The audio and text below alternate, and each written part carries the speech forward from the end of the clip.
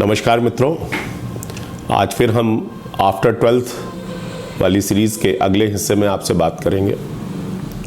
पिछली बार जिस वीडियो को हमने आप तक पहुंचाया उसमें एक बहुत महत्वपूर्ण मुद्दे पे चर्चा हुई थी कि दर्जा 12 के बाद 12th क्लास के बाद गार्जियन और बच्चों दोनों के बीच एक बड़ा द्वंद्व रहता है कि आखिर क्या और कैसे करें, उसकी दिशा क्या हो।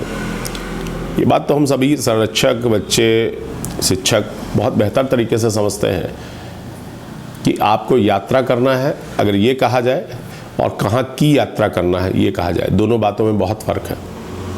अगर मुझे कलकत्ता जाना है तो मैं कलकत्ता के जाने की तैयारी करूँगा, टिकट लूँगा।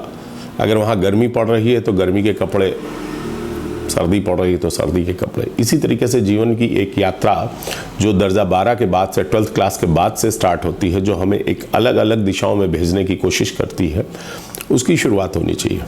आज भी कुछ बातें हम आपसे शेयर करना चाहेंगे।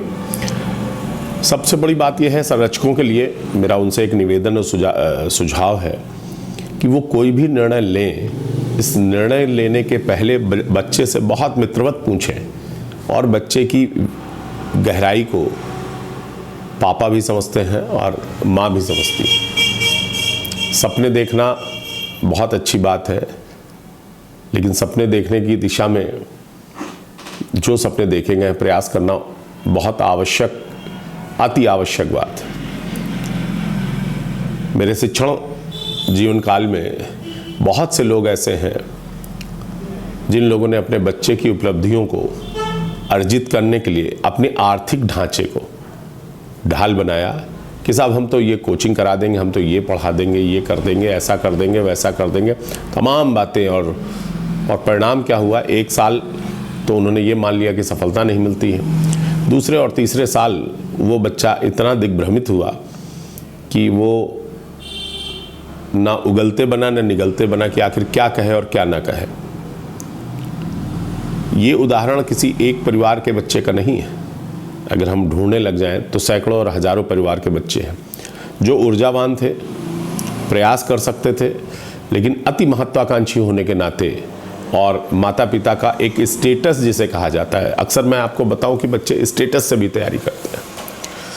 किसी सामान्य परीक्षा और कठिन परीक्षा और अपनी क्षमताओं को जानने के बजाय वो एक ऐसी परीक्षा की तैयारी करने में लग जाते हैं जिसके लिए कम से कम 2 साल 3 साल उन्हें बहुत कठोर परिश्रम करना है। किया जा सकता है।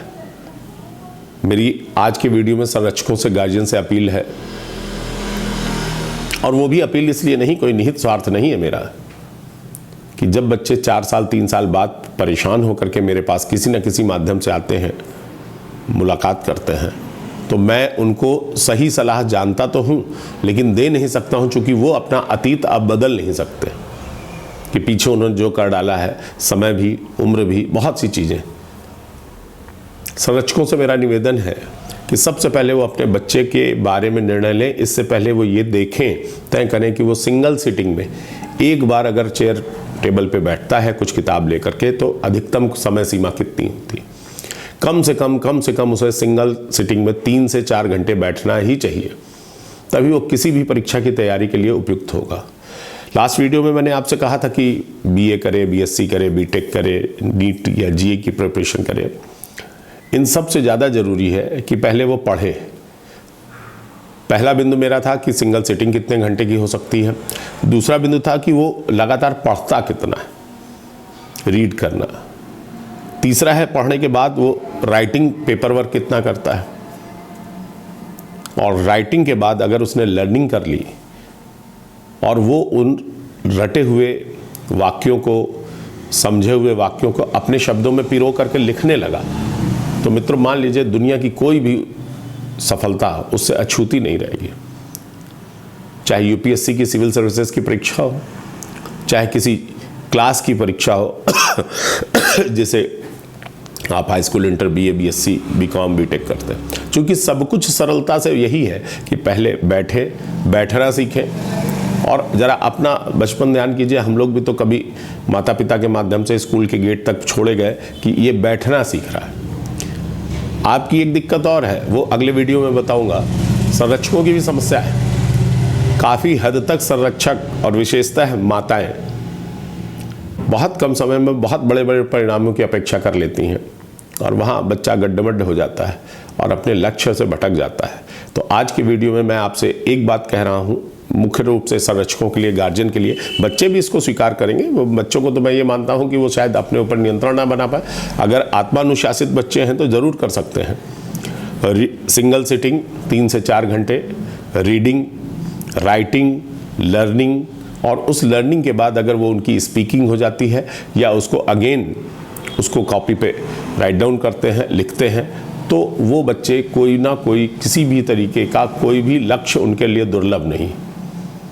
हम ऐसी ही कुछ बातों को लेकर के अगले वीडियो में आपसे फिर मिलते हैं। नमस्कार।